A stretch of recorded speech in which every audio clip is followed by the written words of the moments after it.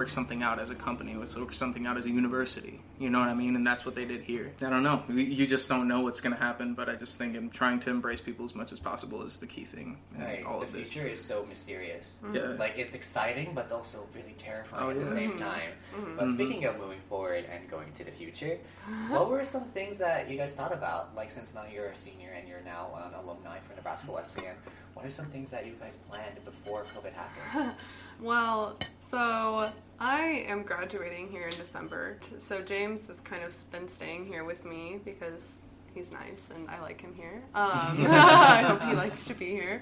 But so the plan originally was once I graduate, we were going to sell our cars and move to New York and make it work, and that was just going to be the thing. And while that's not necessarily not the dream anymore, we're just realizing that with things still not necessarily opening up how as soon as we would like them to, and just talking to resources we have out there, we're just realizing that New York probably is not going to be a very smart place to go right now, at least not until theater opens back up, because that's what we're doing, and they're not expecting that to happen until summer or fall of next year. So we're kind of writing our lease out in the apartment we're in right now, so that puts us here till like May-ish, and then we'll see where the world's at then, you know?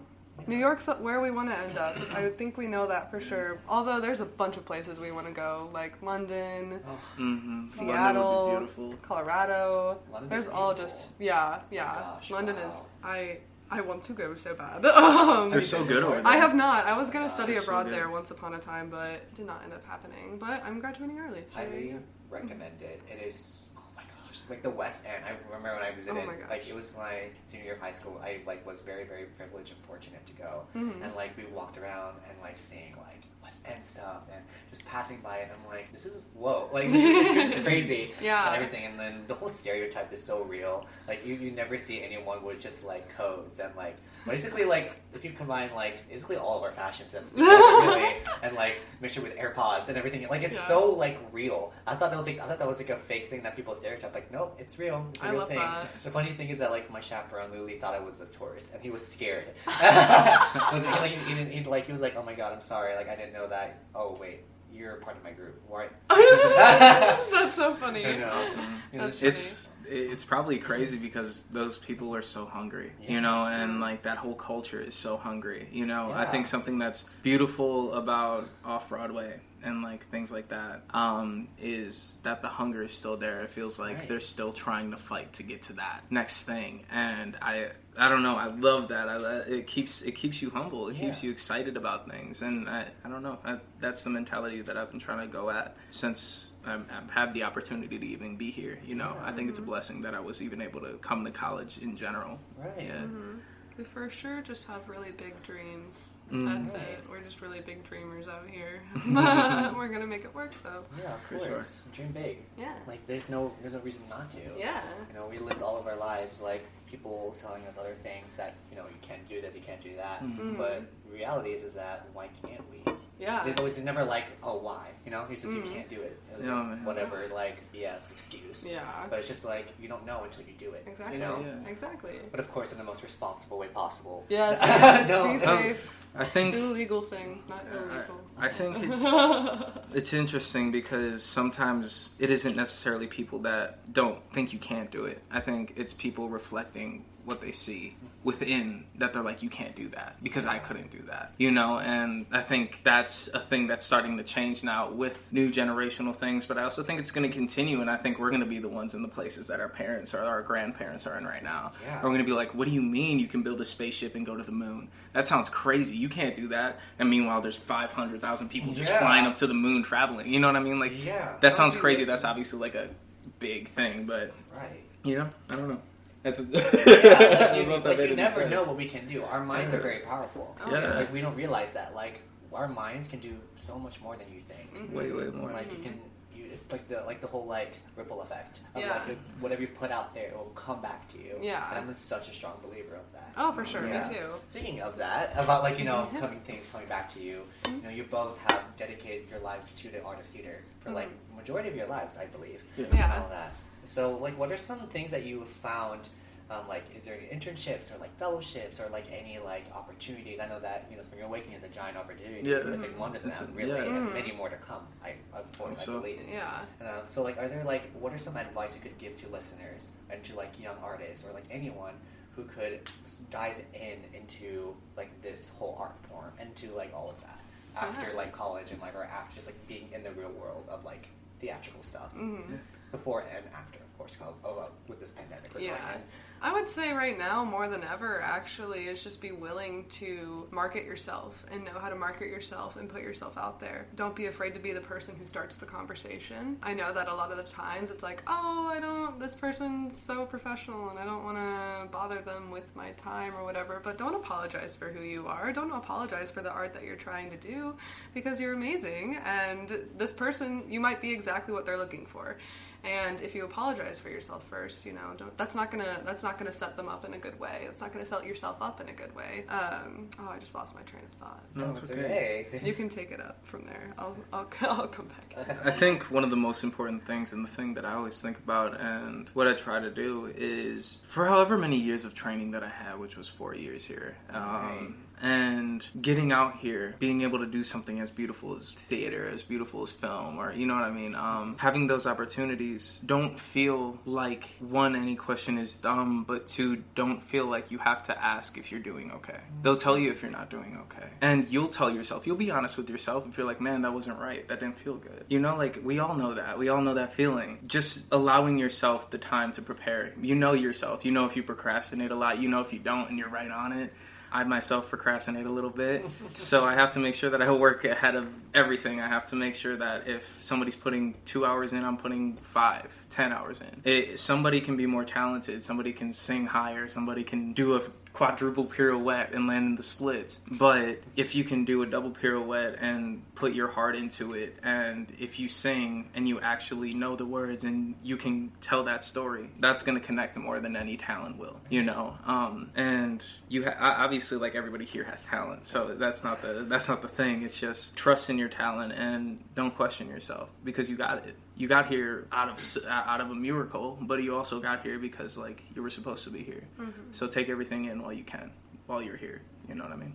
I would also, back on my train, I would also say don't be afraid to make your own opportunities. Something that I've seen a lot of people do in COVID right now. Like, for example, this podcast is, making your own way into keeping this thing alive, keeping theater alive.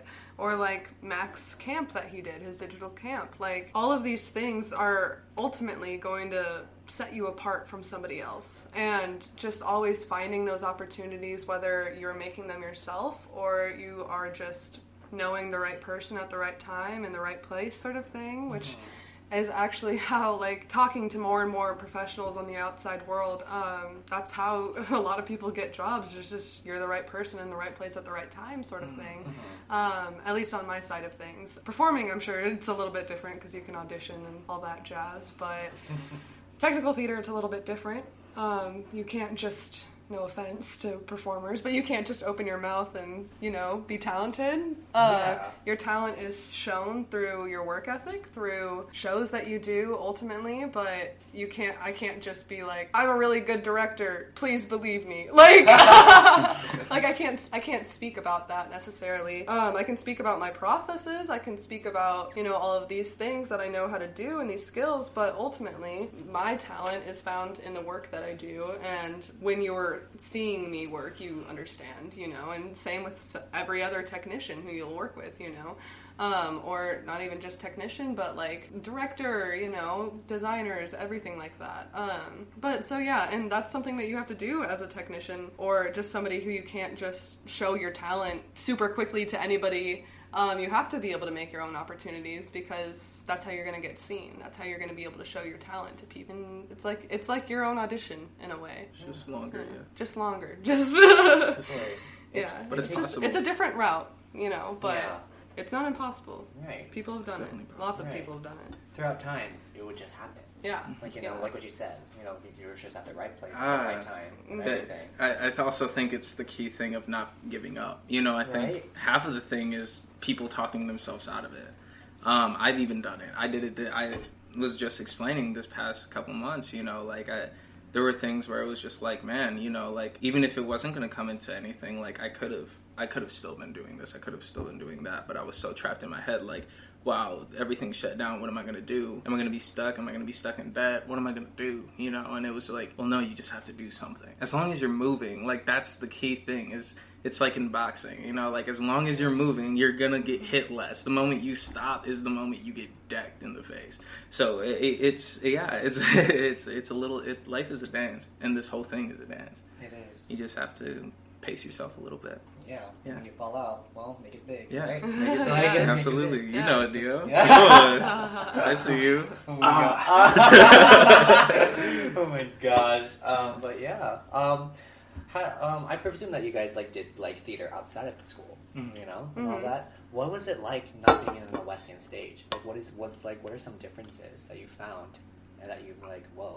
You could probably talk on that better than I can. One of the things is you don't realize how organized and how, you know, we sometimes feel as students that we feel panicked and we feel stressed out. And you don't really know stressed out until you only have about 3 weeks to put together something, and those lines have to come a lot faster. Those things have to come a lot quicker. You have to put in the work now. You can't wait for an 8-hour rehearsal because more often than not, you're only going to have maybe 2 or 3 hours. And then it's like, boom, they have to move to the next thing. They have to start getting their camera angles right. They have to start getting their lighting right. You know, it's a business. And so you realize that you don't want to become a liability. And that's the key thing is you just want to make sure that you're on your things. And it was definitely a little challenging at first because, you know, from not doing anything from COVID to jumping into a show with monologues and songs and everything, it was like, woo, like, oh man, like I didn't realize like that muscle constantly needs training. So that's what I would recommend is people just memorizing random things, memorizing new songs, memorizing everything. Just make sure that you're using that muscle because you need it to be there, you know, like. Right. Or else it's going to be a second until you pick yourself back up. But you always will. So that's the only difference is you just have to depend on yourself a lot more. What about you, Hope? I haven't gotten really the chance super recently to work on a stage outside of Wesleyan stages. But something I do know that you should keep in mind is always present yourself as a professional. Well, while of course theater is fun, we make a lot of friends because we're, you know, have a lot in common and such. Right. In these rehearsals, it's not time to make friends. It's not time to socialize. It's time to get work done and to exhibit your art. And that's what you should be focusing on. I feel like in a school setting, it's very easy to forget that and think that an 8-hour rehearsal is not just 8 hours of you hanging out with your best friends and singing and dancing at the same time, you know. But that's just something in the professional world that might be kind of hard for people to, you know, remember is, hey, maybe even if you go up to a person at a rehearsal that you don't know and you're trying to talk to them and they're kind of being cold or whatever, it's probably because they're trying to get in the headspace of the show and be in rehearsal rather than talking about what kind of coffee drink they got at Starbucks before, you know. While those are always fun conversations to have, and you just have to remember the rehearsal room is not the place for that. Right. And yeah. That's very, very true and all of that.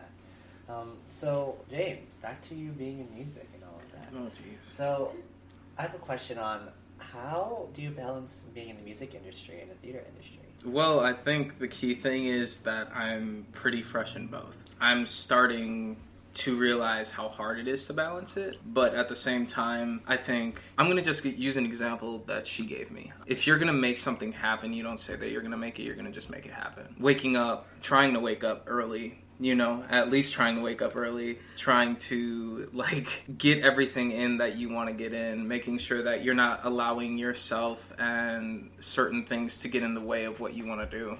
I think it's a difficult question because I don't think I'm not a Bach or a Mozart or a Justin Bieber or anything. You know what I mean? Like I'm just James, and I think the moment you just stop allowing, hey, you have to have this and you have to have that, and you're just like, no, I'm just gonna have to do what I want to do to make my, beat myself. My goal is to at least beat myself in every single that I make, everything that, I do, I try to beat that next thing. It's competing with yourself, and as long as you just allow yourself that balance, I think it's good. I think it allows me to not get so frustrated with theater and that it's not going the way that I wanted to, or film or music, you know, I could be like, oh, that's just not going. All right, I'm going to work on mine. And then I'll come back to it. And then it's like, it allows me to split things